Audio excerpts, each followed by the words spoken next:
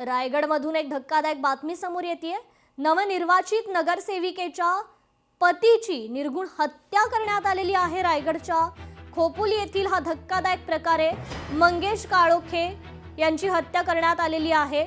तर हत्या करत मृतदेह रस्त्यावर फेकला गेलाय। शिवसेनेच्या मानसी काळोखे यांच्या पतीची ही हत्या करण्यात आली आहे। नगर परिषद निवडणूक वादातून ही हत्या झाल्याची चर्चा आहे। तर मंगेश काळोखे यांची पत्नी मानसी काळोखे या नुकत्याच झालेल्या निवडणुकीत विजयी झाल्या। तर त्यांच्या पतीची आता ही हत्या करण्यात आल्याची ही खळबळजनक घटना आता समोर आलेली आहे। शिवसेनेच्या मानसी काळोखे यांच्या पतीची ही निर्घुण हत्या करण्यात आलेली आहे। तर हत्या केल्यानंतर मृतदेह मात्र रस्त्यावर फेकला गेलाय। रायगडमधून ही धक्कादायक बातमी समोर येतेय। खोपोलीत हा संपूर्ण प्रकार घडलेला आहे। नवनिर्वाचित नगरसेविकेच्या पतीची निर्घुण हत्या करण्यात आली आहे। या संदर्भात आपण अधिक अपडेट घेऊयात आपले प्रतिनिधी भारत गोरेगावकर यांच्याकडून। भारत, खरं तर अतिशय खळबळजनक अशी ही घटना आहे। नवनिर्वाचित नगरसेविकेच्या पतीची निर्घुण हत्या करण्यात आलेली आहे।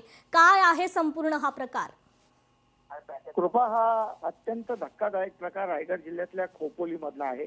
मंगेश काळोखे असं ज्यांची हत्या करण्यात आलेली आहे ते शिवसेनेचे शिंदे गटाचे कार्यकर्ते आहेत।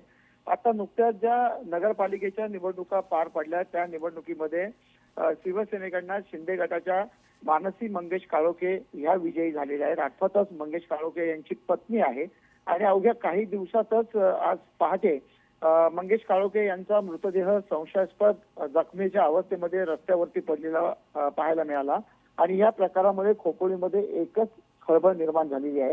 हे राजकीय वैमनस्यातून हत्या झाल्याचा आरोप शिंदे गटांच्या कार्यकर्त्यांनी, शिवसेनेच्या कार्यकर्त्यांनी केलेला आहे आणि त्यामुळे आपण जर पाहिलं आता तर खोपोलीमध्ये मोठ्या प्रमाणामध्ये गर्दी व्हायला सुरुवात झालेली आहे, जमाव जमावायला सुरुवात झालेली आहे। हा अपघात नसून हा घातपात आहे, हत्या आहे असा थेट आरोप करण्यात आलाय। शिवाय तो राजकीय वैमनस्यातून झाल्याचा थेट दावा देखील करण्यात आलेला आहे। त्यामुळे आता रायगड पोलिसांसमोर, खोपोली पोलिसांसमोर एक आव्हान आहे की ह्या प्रकरणाला कशा पद्धतीने हाताळला जातोय, या प्रकरणाचा छडा कशा पद्धतीने लागला जातोय। एकूणच अजूनपर्यंत जे विजयी उमेदवार झालेले आहेत त्यांनी अजून पदभार देखील स्वीकारलेला नाही आहे। अजूनही त्याच पद्धतीचं वातावरण असताना ही जी हत्या झालेली आहे त्यामुळे तणावाचं वातावरण खोपोलीमध्ये पाहायला मिळते। निश्चितच भारत, धन्यवाद आपण दिलेल्या या सविस्तर अपडेटसाठी। लोकशाही मराठी ऐका, पहा, जागरूक रहा।